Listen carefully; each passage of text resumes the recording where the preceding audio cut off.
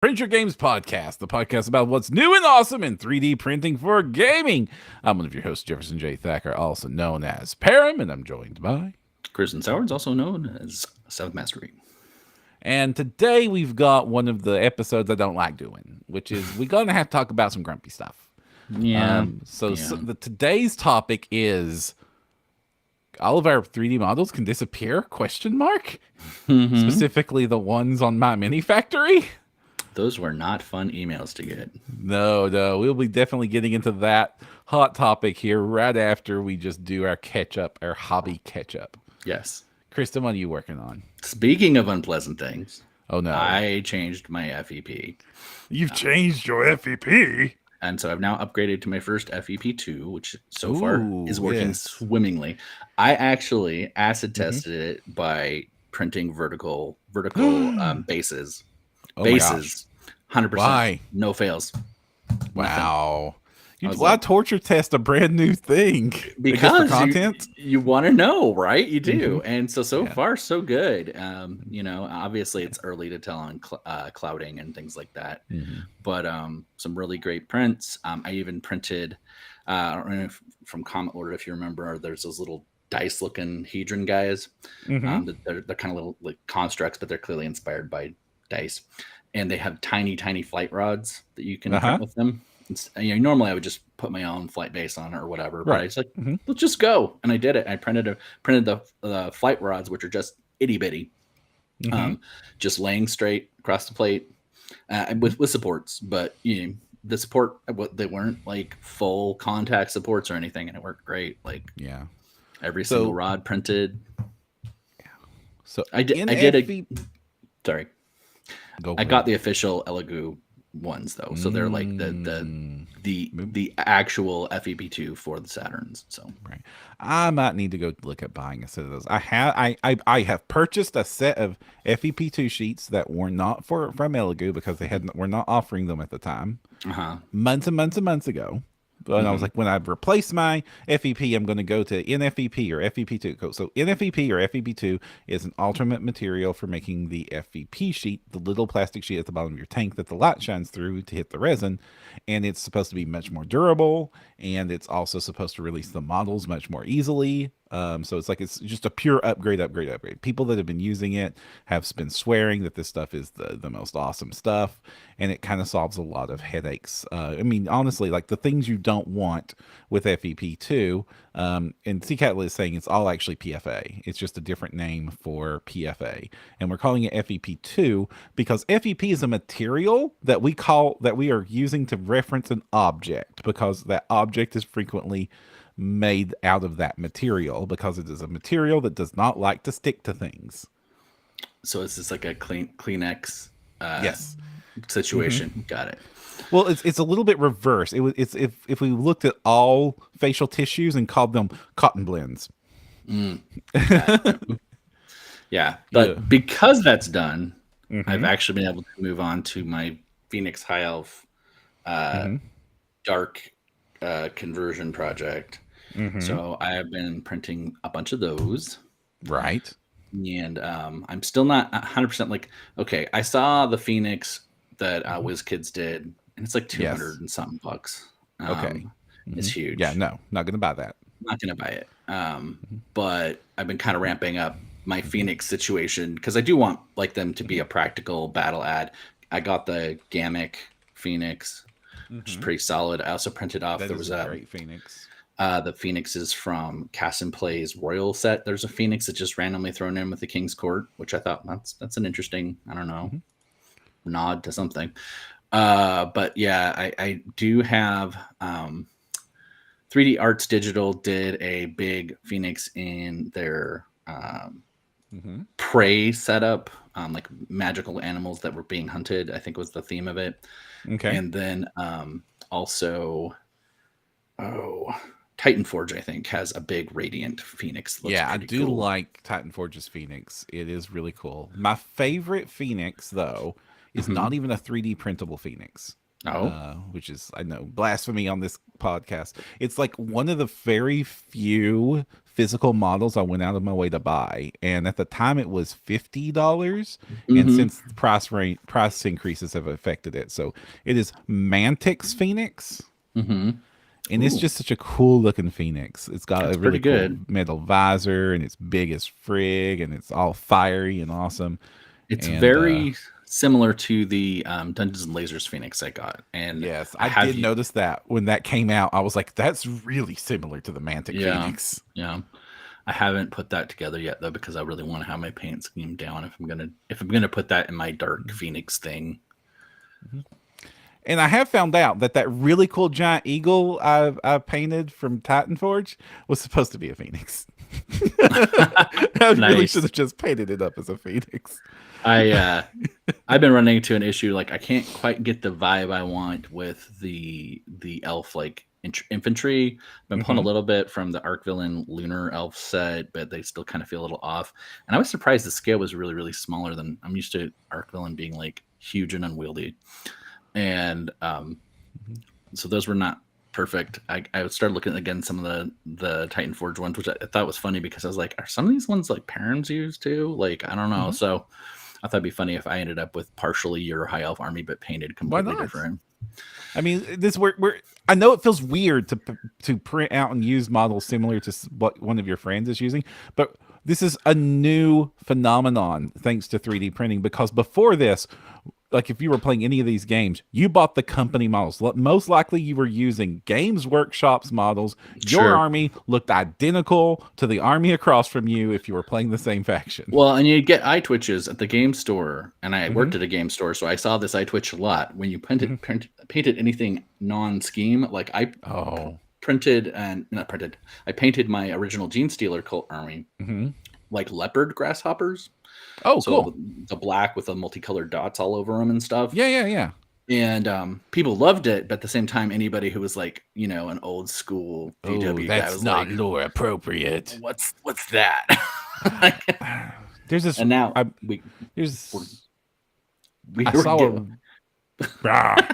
I saw in Games Workshop go a really awesome Saurian Star Host where all the lizards had black scales outlined in neon blue, and it was glorious. And it was the official display models for the store. So nice. I was like, yes, this store embraces creativity. And the girl at the counter was like, yeah, well, yeah, I painted all those myself. And I'm like, you have an awesome paint job. Oh, bummer. Brent Anderson says lost up much of exclusive Arc Villain models because of HDD filter. Oh Wouldn't, no. huh? Wouldn't give you the files after the month they were distributed.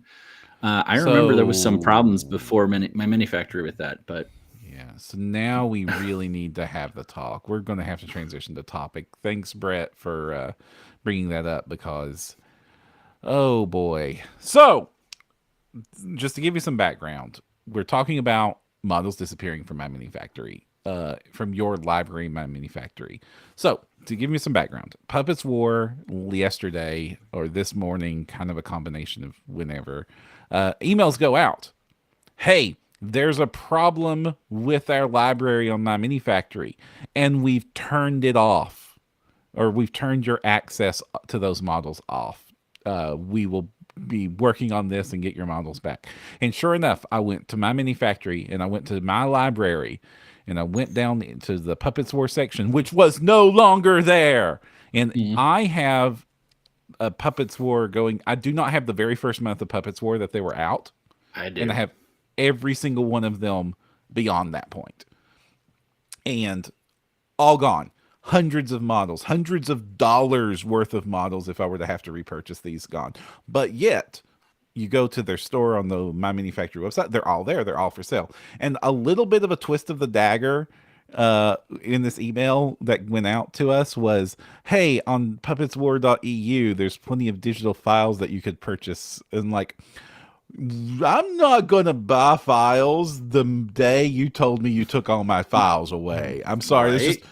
and also be very clear. I'm not about to get like anti Puppets War about this as this topic. It's about what this revealed with It this was a event that's very happened. extreme solution, I Yes. think, and I get it. I have a digital store.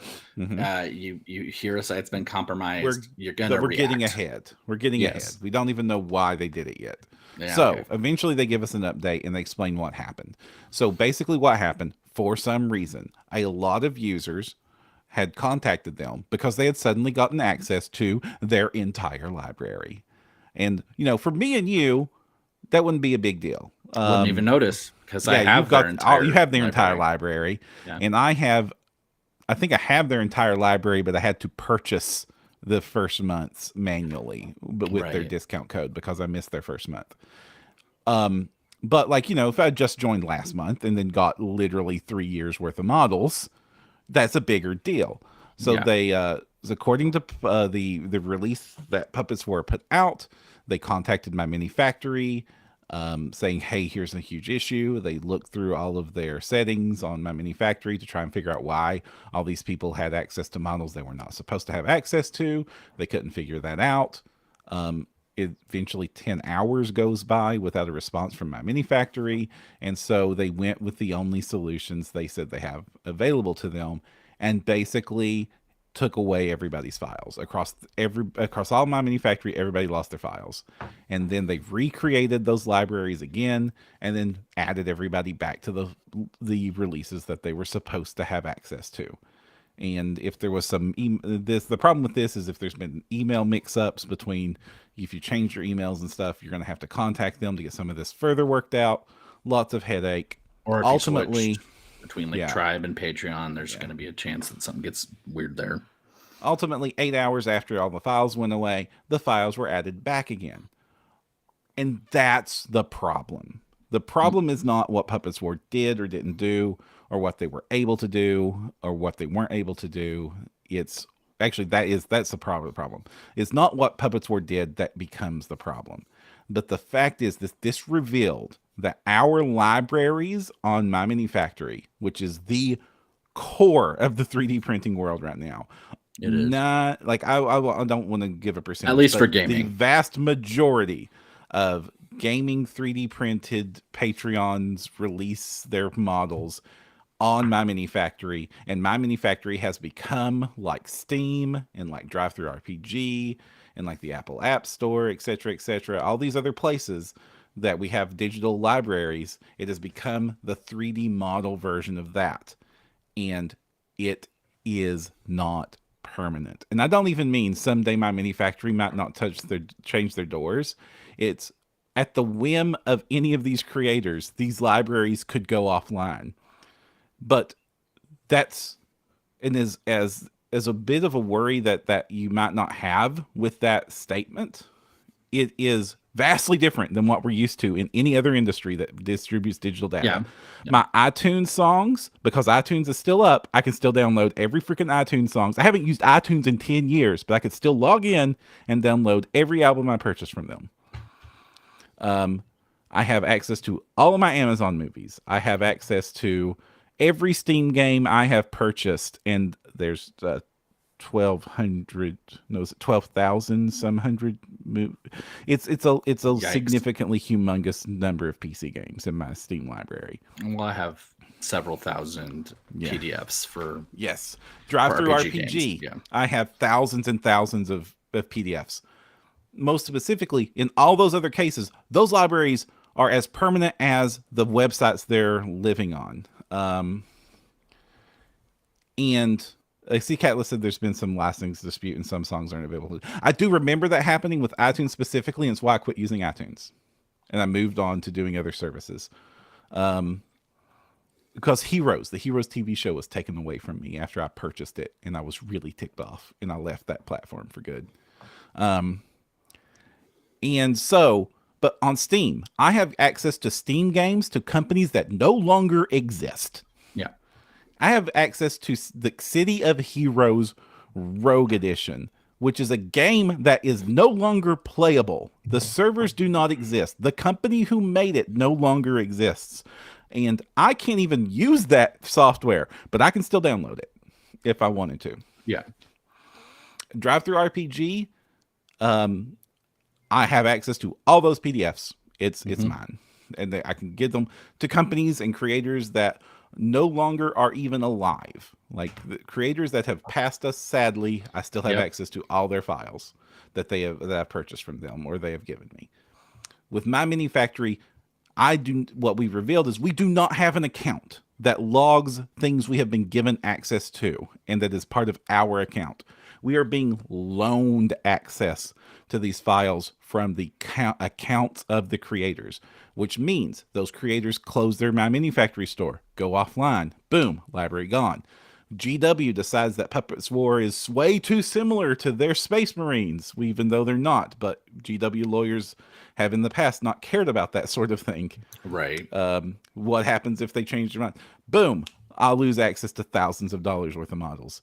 Not There's okay. humongous amounts of stuff because the individual companies themselves using the marketplace can suddenly just take away all of your access instantly. It means that that is no longer even close to a secure place to rely on for your files. And this is a massive problem. And I'm saying this to all of our listeners, and I'm saying this especially to MyMiniFactory, and I know you listen to this podcast because you email me occasionally about what we say here. That is not an acceptable way to run a digital marketplace. Absolutely. Yeah. The fact that it is so, like, we have seen bad actors in the space before. We have seen companies get mad at individual customers. They should not be able to just on a whim take away the things you have purchased and have rights to. It should be easier than that. It should be easier that to rely on this. It should not be trivial. Honestly, the companies should not even have the ability to remotely take away objects out of somebody's library on their own volition. It is also incredibly worrying that we had this big problem with a major creator, a major popular creator on their platform, and evidently, reportedly, MyMiniFactory did not reply for this long. Yeah. We have not reached out to MyMiniFactory for their side of the story yet, so keep in mind that we're only hearing one side of the story. But if that is true, that is disturbing on its own. Yeah. I will also say that MyMiniFactory is a very slow beastie. The website is okay. It's got some problems. I can also say that I've worked in the back end of MyMiniFactory for various reasons, and that is also not a fun experience to work back in there. So there is definitely a situation where I think MyMiniFactory grew faster than it was ready to grow. That's something I wanted to mention because this isn't, I mean, it's the first time it's ever happened on this scale to my awareness. But I've definitely had, a couple other Patreons that I've dealt with where whole month's release just vanished and they were like, oh, sorry, there was a problem and it all went away. And then they had to send new emails. And somehow at least Puppets War got to fix it without the email swarm. Right. Because I remember getting like 7 and 8 emails as people were trying to fix these missing months or missing files or whatever it was. But yeah, this is super troubling because CCatlet says download all models every month. Up until very recently, I couldn't do that. Like, right. Not in terms of data. I just didn't have the data allowance from my ISP. Yeah. But that comes for 2 reasons. We've talked about it on the show before. First, even in the best circumstances, these release of these 3D printable models are large. It's because 3D printable models have to actually have the actual fidelity of the shape. They don't get to fake it with textures like video games get away with to make their models smaller, easier to run on your computer, and not take up as much actual physical hard drive space. So even at the best of times, we're still talking about hundreds of megabytes, if not gigabytes, per release cycle. And then some companies that don't optimize the size of their files, this can get humongous in the gigabytes of files. And for people in certain parts of America, especially in Canada and also other regions around the world, have limited things called data caps, which says you can only download so much a month, and then we throttle your connection or charge you extra or just shut your connection off, which is, depending on where you are and what ISP you have, is all possibility. So even just downloading these things every month is a non-trivial matter, especially if you have several subscriptions. And like I have under 10 now because I did a prune based on what I was actually printing and using. But I know that it is not uncommon for some people to maybe have 40, Maybe.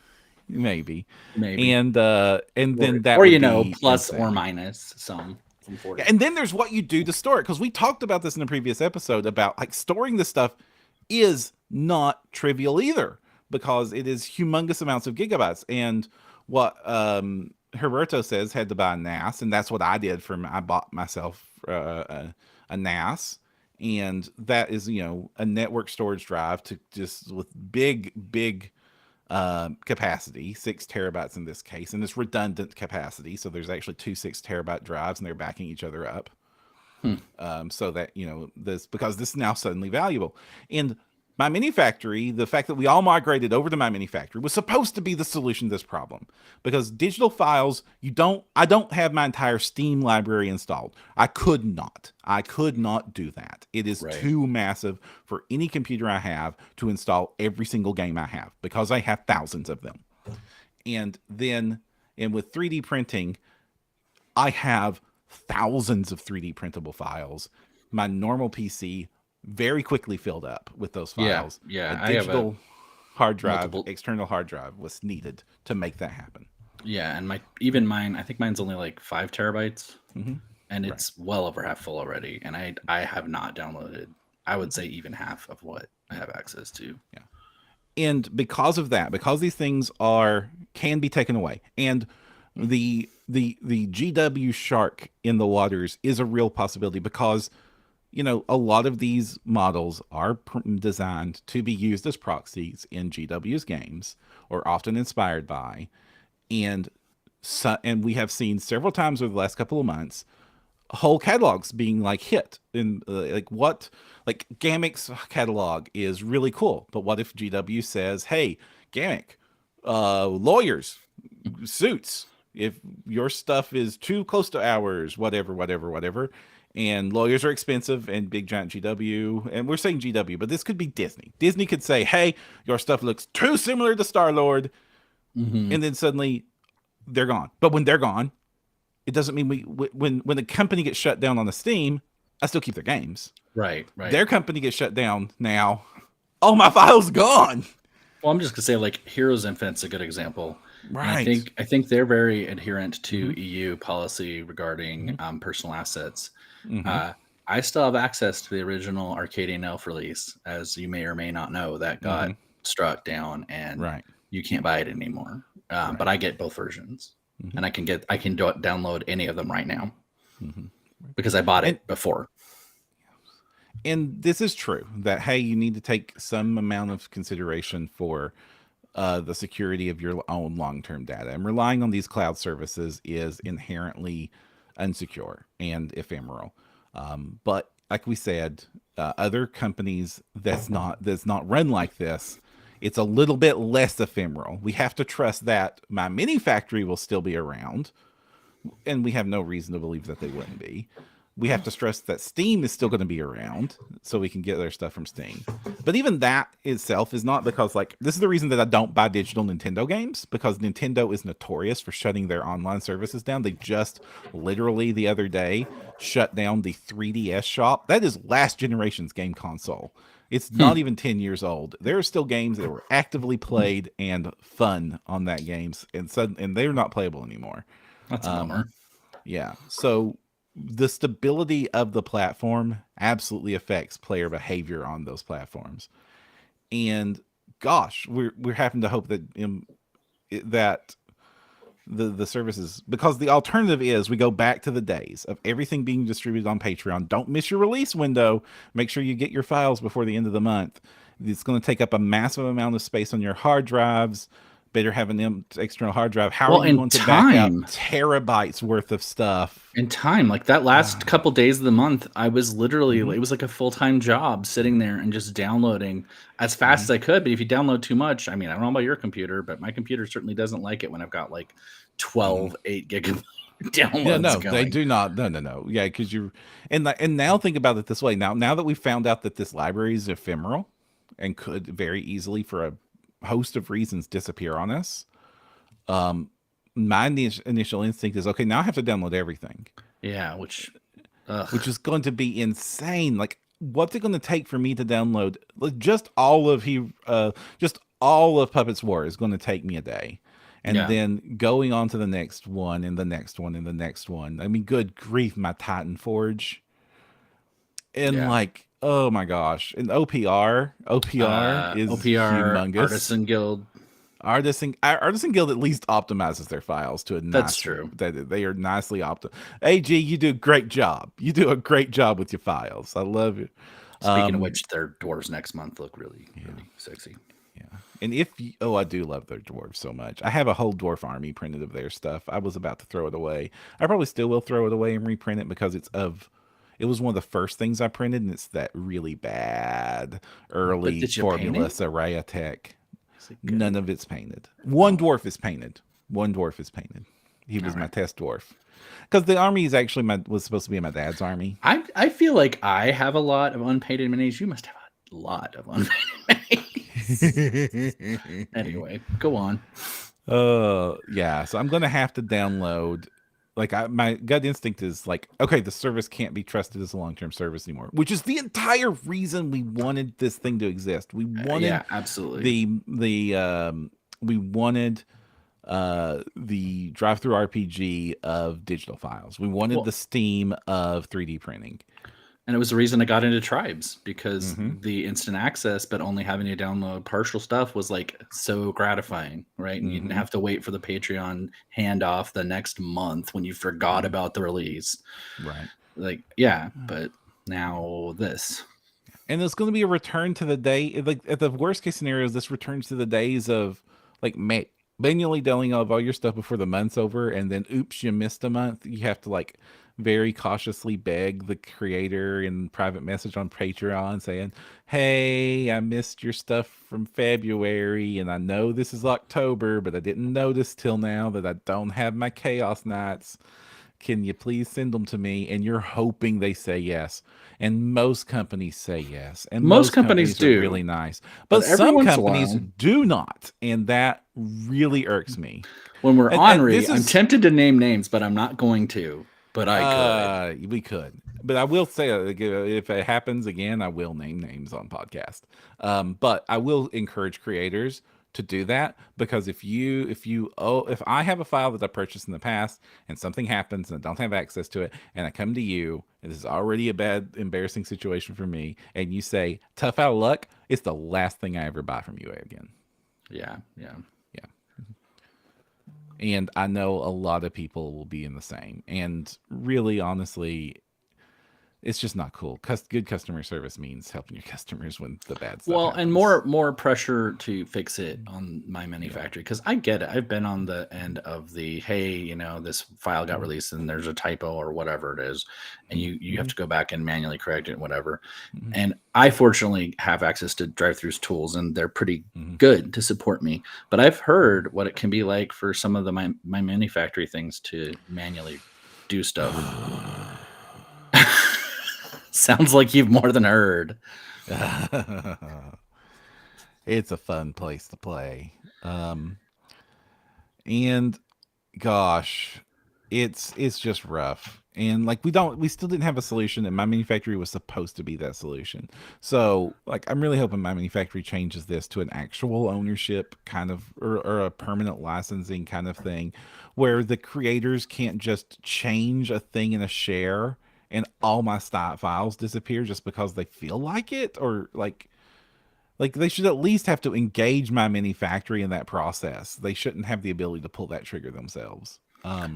Yeah, and by the way, if MyMiniFactory listens to all this, please just give us the ability to search by creator. So I can have all my stuff by creator, because having to go see whether or not I bought it or got it from Patreon or bought it in a tribe release, because I've gone back and forth. Or it came from a Kickstarter. Yes. Or a Frontier, which is a different tab. Yeah, just please. Creator tab, please. Honestly, I should just, if the object exists in the store and I own it, it should just be in the libraries of my objects, and I should be able to search it like any other library. I should be able to go, like where it goes on the side of MyMiniFactory, it's like prints, objects, paid objects. There should also just be objects you own, and then I can just see it.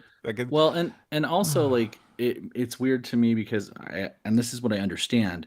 A lot of people can go through an easier, like it's easier to just drop a bundle, but the bundle isn't automatically all the products in the bundle. And I Mm-hmm. feel like that process needs to be streamlined for creators because Mm-hmm. obviously it's a nightmare. And I, Yeah. as many times as I've been told, oh, we're not going to do that. We're not going to do that. And like, I'm going to say this with Cobra Mode because they actually went back and fixed it later. That when they finally got their process down, I noticed they started back releasing all the stuff I had got when I Mm-hmm. was had an annual, I think, and they went back and back released all that, and Mm-hmm. so good of them. So Mm-hmm. thank you, Cobra Mode for that. But it clearly is a pain in the butt, and it shouldn't And, be. yeah. And also, we've all experienced like the first of the month trying to download your MyMiniFactory files. That Mm-hmm. website is absolutely crushed. And Oh this yeah. isn't an easy problem to solve. But everything we just talked about, how huge these files are, that makes making a digital marketplace for them also hard.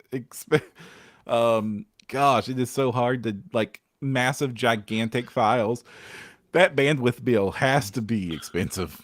Well, it makes me wonder if that's why they've been incentivizing people to go to release, or sorry, sign up day release.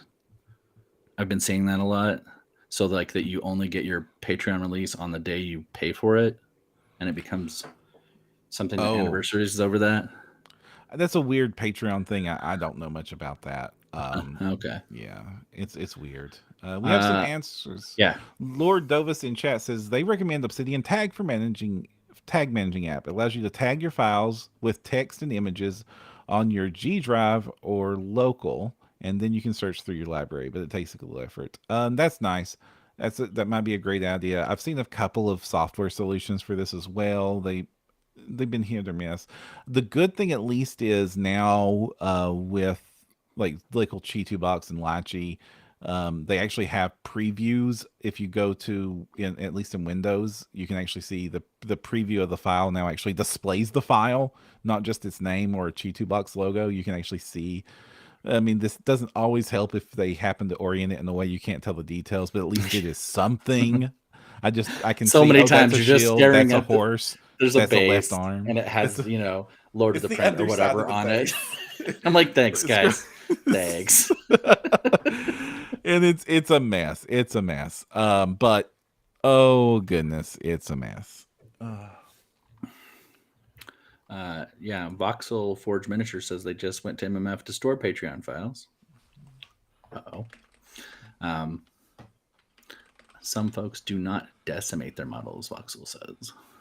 Oh yeah, that's the thing. That's the thing you do to make your stuff optimized. Is like when you're sculpting those details, you're going in and making a finer and finer mesh, which means more and more polygons, and then like you get that perfect details, and then you need to decimate the mesh, which is basically tell the computer to look on it and like get rid of like make your model like a tenth of its size by like strategically getting rid of things that will not affect the perceived detail. It's a bit of a balancing act because like you have to decide like how much can you decimate and still keep the crisp enough details.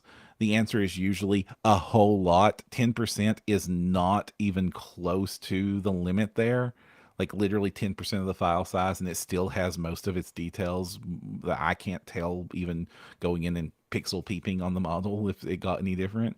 Yeah. But yeah, yeah, and like I absolutely have downloaded files from a creator where like a single shield was like 700 megabytes, and it's like that is too many. But you That can should print it be and hang it on your wall at like 3 feet by 3 feet, and it looks at great. that many megabytes. I could print it and hang it on my building at 400 feet tall, and it still would not be. You would still not see the polygons. Right. Yeah, I love it, and like people need to remember that the print size for this thing is going to be an inch tall. So that's all you're targeting there. You don't need to target any more clear. I understand that like quality is super important, and artists, you want the best version of your art to be shown to the world. But have some practicality. There's a reason that we look down on the people that put 20 megabyte images in the bodies of their emails because it kills their inboxes or used to. Right. Yeah. Yeah. Voxel says they get their entire upload for 5 figs down to 100 megs. That's pretty That good. is very good, Voxel. That is Yep. very good. I'm okay with about 100, even 200 megs. A figure is okay for like a really cool figure, but I Yeah. like it to be smaller. And again, Artisan Guild, y'all are superheroes at this. So Titan is Forge, Here's also Infinite. great. Here's Infinite Yeah, stuff's really, really slick in terms of yeah, how streamlined it is. yeah, So yeah. So you got to get it done. So that's the news. Do you have any more thoughts on this at all, Kristen? I really think we have enough uncertainty in our lives. Mm-hmm. Hopefully they can fix this. No. I have been a big fan of MyMiniFactory, and I think they've in the past responded well. Hopefully they'll fix this soon somehow. Uh, I don't want to go back to I can't. I do the not want to go 30th. back to those days. Honestly, what it's going to do, it's going to cause me to those creators I waffle on that I stay on because I really like their work. I'm going to start unsubbing from them because I don't want to have that extra workload. And, for goblins, because me, and goblins and orcs are great, but I only need like one of those sets a year, people. And it's probably going to be like the new one, whatever it is. Like, I think I got creature casters, goblins, because those are creepy goblins. yeah, they're creepy, but they were new and there was kind of a different vibe. But yeah, so I'm going to unsub sometimes, and I am more likely to stay with you if I am confident in the delivery of everything. And this is just a huge hit to that. That's not the creator's fault. And that really bothers me because the creators have enough stressful going on. They're usually working on their own. They don't have maybe benefits depending on where they live or whatever. Like it's a lot of stress that they're already going through. A lot of them are facing burnout issues, and to give them a huge data management pain in the butt too and dump it all back on them, it's kind of shameful considering how much money the platform's making off of them. Right. And oh gosh, yeah. And the platform, the whole point we wanted this platform and we wanted this to be like this is because of certainty. We need to have the peace of mind that our product is going to be there, and is the entire reason that we care about this. And if that is no longer a certainty or is significantly threatened, an entire reason to use this platform is gone. Right. Well, and I start looking to people like I've complained before. Like Heroes Infinite, I go to because I've had a really good relationship with them. They've done great customer service for me. But like I've complained about was it Last Sword or Lost Kingdom having their own sites.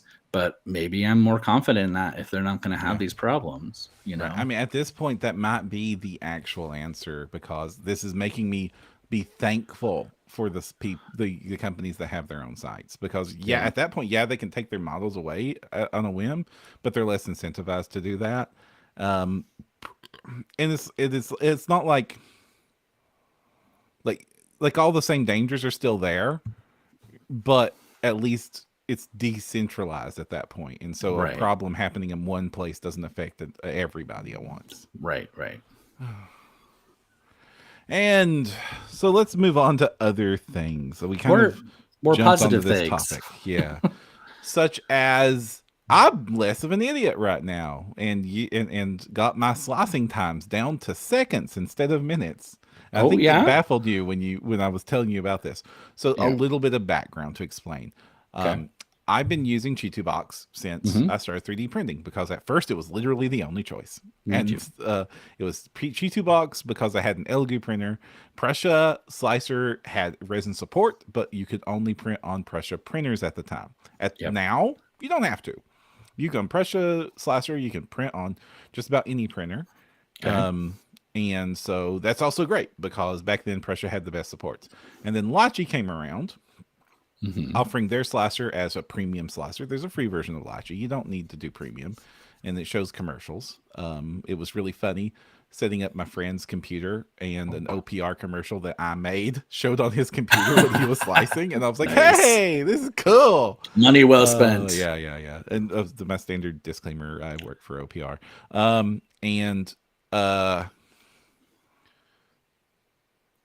then Lachi was great, and Lachi had printals, but that's when the big drama happened with Chi2Soft deciding that they were going to try to lock the printers with their boards to only use their software And that was a Yeah, I big remember drama that. when the Elegoo 3, the Mars 3 came out, and it was locked to only Chi2 box software. And eventually, like between outcry and companies talking with each other, they backed off that. And now all the software can still print with all the printers, because that was bad times. But because of that, I've just fallen into this trap of, I do all my supports work in Lachi, and I do my slicing in Chi2 box, because at the time I just, well, first for a little while there, it was my only choice. And Mm. then so it was just this workflow where I would slice into that. But Chi2 box, especially on the bigger printers, when I moved up to a Saturn, was really slow. Like it took like 20 minutes sometimes if I had a plate full of models. Like, and I'm sitting there in It's just my go get a resin drink model. button. I hit my go get a drink button, and I go Hmm. get a drink and come back, and it's done. Yeah. And and when I'm doing inventory Tetris, or model Tetris on the build plate, Hmm. and it can take like 20 minutes to get my model sliced, and then to save the models to the file, it can be another 10 minutes sometimes, and it sucks. Hmm. So I was like, listen, there's got to be a better way. The world's got to be better than this. I also haven't updated my Chi2 box in a long time because of the same reasons. Because there was a period in time where if you updated Chi2 box, it would not work with the Saturn anymore unless you upgraded the Saturn's firmware and locked it to Chi2 box. And now neither of those things are true. Um, I Even if I actually upgraded hadn't my, updated mine because of that. yeah, so So I could update my firmware now, and it would still work with other slicers now, because that drama has passed us. So I was like, hey, listen, I'm tired of this. It's taking too long to slice my files. I want to be able to slice my files more quickly. So I'm going to go to Lachi and see how long it takes to slice my files. And so I loaded up a plate full of rats, because I was just reprinting my rat army like we talked about. yep. And I was like, and slice and save that for me, Lachi. And in 30 seconds, it was done. Wow.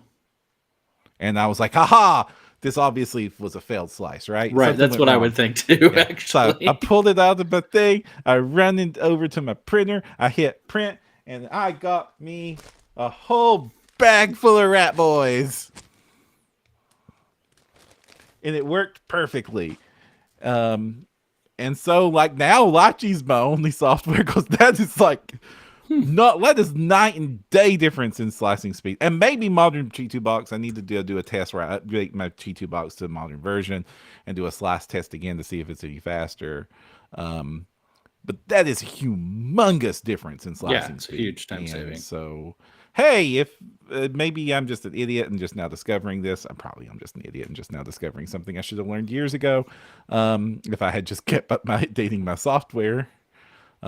But hey, update your software and try Lachi slicing if you haven't been, to see how fast it be, because it sure as heck is going to save me a ton of headache, Good. especially since, like, I'm going to have to start printing a whole crap load of demo armies for OPR for like my local community and conventions and stuff.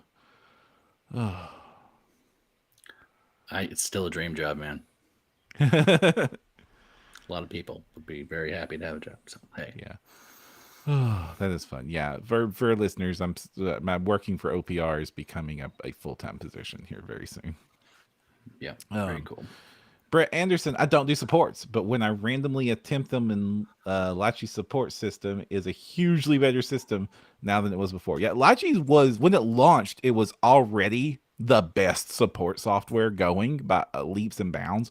And before that, Prussia had the best auto supports before that were like pretty reliable, but kind of chunky boys. Like they Mm. were hard to pull off the models, but they got it done, which is better than you could say for Chi2 boxes auto supports at the time a few years ago, which were just garbage and just would not result in successful prints many of the I'm times. actually having an okay time with Cheeto Box. But So if we have anybody's I said listening, yeah, used to be. yeah, So Lachi comes out, changes the game.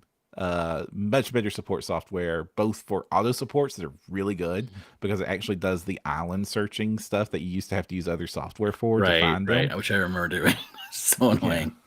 yeah, and because of that, and cause of competition, I remember how we talked about Chi2 Box starting to try and lock out printers to lock out competition in the market. Chi2 Box has since upped their game, and now Mm-hmm. their supports are a lot better. Their auto supports are a lot better, and the actual interface for doing manual supports on both systems are now a lot better Yeah. because of the competition in the market.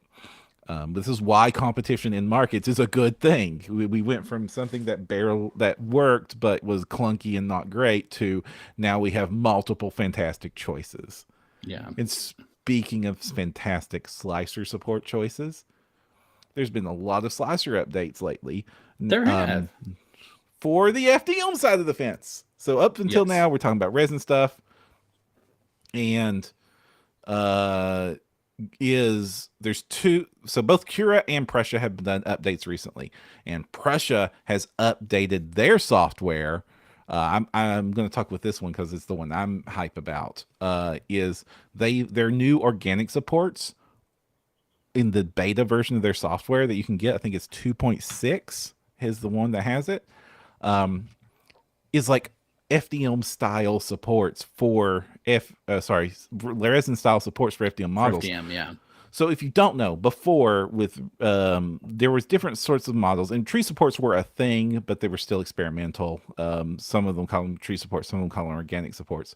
But before those, supports were usually just like square bricks or like zigzag patterns of just stuff that would just vertically go from the bottom where they printed up to where the model needed to be support while printing it in FDM, and then you had to like tear them off with pliers. And they were designed to release easier, but some ones would release easier than others depending on how things were printed.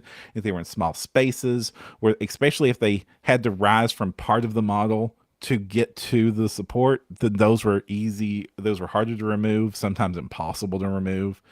And also, they would scar up the model a bunch when removing them. I had a lot of them pop and move and shear into these very sharp edges, and you'd cut yourself on them if you weren't careful. So that And was we've no got a fun. lot of love in the chat here for Lychee from last topic. Herberto saying, yes, Lychee and Magic.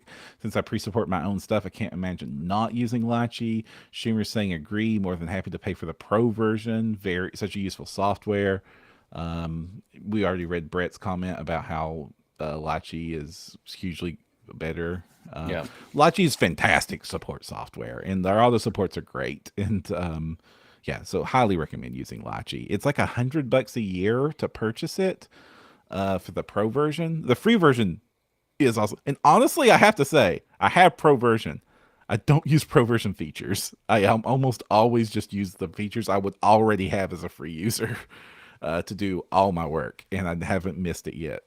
But I like supporting the software. I like not getting ads every time I hit the slice button, which is when the ads appear. It's when you hit slice. While But you it's need to go slicing, get a it plays drink an ad. anyway. Yeah. Well, I mean, good thing it's only a 30-second ad because that's how long it takes to do the slice. Yeah.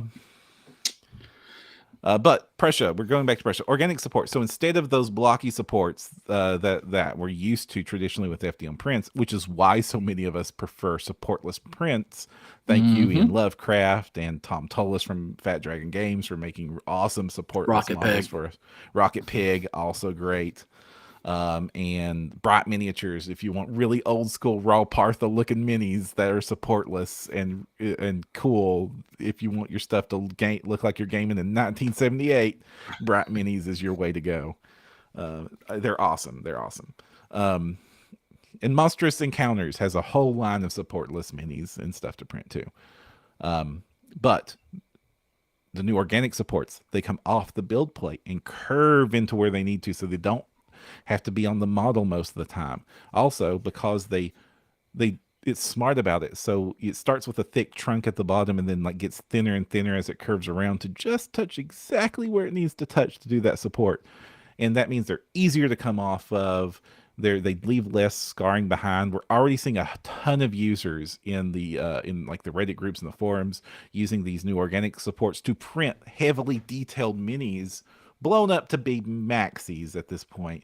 But like if you wanted to take your mini and turn it into like a 4-inch statue in printing into FDM, now it's a lot more possible. Or if you want to print something that would require supports with less scarring, these organic supports are making it a lot easier to use supports with FDM print, which means more complex models and geometry is suddenly open to us. less wasted material on printing the supports. They also print much faster than the traditional way of doing the supports, which would One of the cool drastically increase your print time.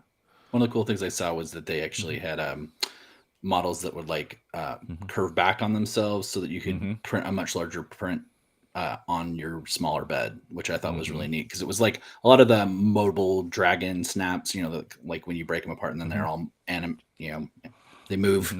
Mm-hmm. They had curled it back on itself with those organic supports and Mm-hmm. got it on a smaller build volume, which I thought was neat. Yeah. Oh gosh, which is great. So I recommend go try out Prussia to check out those organic supports and see if you can do some cool printing that wasn't possible before, or at least it's now a heck of a lot easier because from all the channels like Uncle Jesse and Maker's Muse that have been toying around with this, definitely go check out their videos. Like they're printing with these and they're just pulling off effortlessly. Like half the time, just the cooling of the print after the layer hardens was enough to break the connection, so the supports literally fall off when you pull it off the table. Nice. Yeah, so it's wonderful stuff there. And then you pointed out that Prussia is not to be ignored on You this. mean utility makers Cura? Oh, sorry, Cura. Cura. Yeah. Cura has 4.3 available now. And what are some of the features that got you about I'm gonna Cura just that say you it's huge. We won't uh-huh. probably be able to go through everything, but you pointed out one. But the two I would throw out is multi-material support for dual extruder or Mm-hmm. multi-extruder units. So like you can print like rubber parts inside of a plastic thing, for instance. And they showed like Mm-hmm. usable clamps and things you can make with Oh, it, yeah. which was pretty cool. And then Oh, tons also of. Go ahead. multi-material support means that there's dissolvable filament that dissolves in Yeah. water that you can print as support material so that you Yep. can just dunk the thing in water and all your supports go away and you get a perfect part. Yep. And then, secondly, I was going to say that they've added a ton more official profiles for printers. So, like, if you've been having to kind of like sidestep to get your printer to work, you should check it out. It's probably got Mm-hmm. your model now added officially. Like I know Neptune 3 and Max, the bigger Neptune 3 got an ad. Just a lot of things that were missing in it. And you mentioned the Z axis thing. Yes, okay, so it's got easier selector for Z seam positions. So when your printer, an FDM printer, does a print to layer, because it's moving a print head around and not like a resin printer where it does the whole layer at once because it's masking it away. It has to start somewhere. And that Mm-hmm. point it starts and then lifts off will make a very tiny imperfection that looks like a little bead on the side of your model. And Mm-hmm. without any consideration, when you 3D print a object and it's randomly picking that spot or just algorithmically picking that spot, it means that you have like a model that looks could be perfect or smooth surface, but it's kind of covered in all these little bumps that Yep. you Yep. can wipe them away, sand them away super easy. But what Z seam selection lets you do is you get to pick the point on the model and where that bump is going to happen because it can Oh, pick any point to start to print. So you can pick a place that won't be super visible, like inside the model instead of nice. outside the model, or like if it has to be visible outside, it can be like a literal full seam where it just becomes a line down the model that So just you looks can like a just take mold one line. sand to it Right. and get rid of Yeah. it.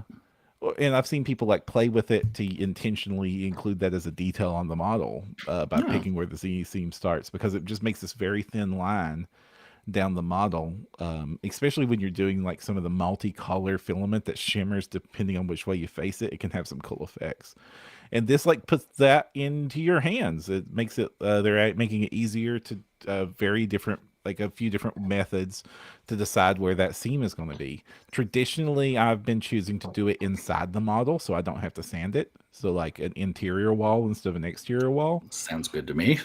Yeah. And so that's been what I've been doing. But the truth is you just really don't want it to be random. And you want them to be lined up so it's easier to sand. So that's being added, more options to do that well. I'm super happy about. Nice. All right. Do you The have any other thing, shout outs or oh, yeah, the one thing I wanted to shout out to is what Galactic Armory. They've got a YouTube channel and they've been active on Reddit's. This is a channel you need to check out. They've mostly been doing a ton of YouTube shorts, and I okay. think they're also active on TikTok as well. and they've been printing life-size models, specifically Halo-themed models. So Yes, thing's he's been huge. using FDM printers to print a life-size Halo Spartan, or Master Chief specifically. Hmm. And then lately he's been printing the Arbiter, which Master Chief is kind of like a Space Marine in that he's like 7 foot tall, so he's a big old boy. Arbiter's 9 feet tall, Yeah. and he is a big model. So he's got this really high detailed model. He's been printing it in parts. He's got a whole series of videos for both of these models, how that break down through the process of how he printed it, how he got them sliced up, and how he finished them with the paint job and stuff. It looks amazing. Printing at this scale is crazy cool. It definitely shows like what these 3D printers can do. Roberto Val in chat goes spools for the spool throne. Yes. Right. Yeah. Wow. Oh gosh. So I'm kind of tempted to try a project out like this someday because I would love to have like think of the like a Pathfinder Kobold life size would be awesome. Well, you can buy those already, but This is true. RN Studio, they had a Dark Elf Assassin that one of their people blew up and did a really nice print of. Yeah. I love watching seeing some of the in progress builds because he's being forced to use a whole bunch of different types of filament because of just practicality. So you can actually kind of see where many of the seams and blocks are. And I know he's using like Neptune 3 Maxes, so it's a pretty big printer to begin with to print this. And as for Master Chief, took $600 worth of filament. Wow. And keep in mind, filament is a lot cheaper than resin. I would it would not be worth it to print him in resin, even with one of these super huge resin printers. No. Arbiter, I do not know the final tally on him yet, but when he had just gotten the front chest piece printed and then the legs from the waist down, so not the back or the arms or the head, it was already up to $600 there. So it's more than that after that. Yeah. So good grief. I know that he's going to try to do some clear print, like the sword, the energy sword. He's going to go and try to do some sort of clear print for that instead of what's there. Like what is theirs right now is a placeholder that might be used to make a mold, so they can make it clear and put the lighting effects in it. And also, that's some dedication is what that is. on a similar vein, if you haven't checked out Uncle Jesse's channel over on YouTube, fantastic 3D printing channel, he has been doing a series where he is printing a gigantic life-size Magneto one part at a time with like giant billowing cape floating in midair. And it's also crazy. And he's also up well above $600 in filament, and he hasn't even got the chest done. Oh. I'll be happy if I can print a couple castles and not like have the thing turn into a big pile of spaghetti again. I just really love gigantic 3D printed things. It's amazing what you can do with this. It's like that one printer that Herdego made that was like 5-foot square print bed. Yes. You could do half the Arbiter on that at a time. The supports would be crazy. James That's says, the other like thing the about video. this. Thank you for that, James. Appreciate it. Yeah. Oh, all right, everybody. Anything for you to shout out? I again don't want to seem like I'm shilling or like a total stan, but Monolith Arts Orc big Kickstarter starting. I probably went back this one because I've already talked about orcs, but I think like, and I hope it doesn't get struck because we've mentioned that a couple things have been struck. We needed to mention that Riders of the Plane Kickstarter we shouted out to last episode that had that really cool Rohan themed terrain that I wanted and pledged in on got copyright struck by Warner Bros. Warner Bros. Was Warner now Bros. Own it. Yeah. Because of ironically it looks that because they called themselves Hobbit Hole might have been the death knell because Hobbit is still trademarked to the Tolkien estate. So I was just going to point out though that if you want some, serious Tolkien, especially like the Weta Workshop orcs, they have some similar vibes.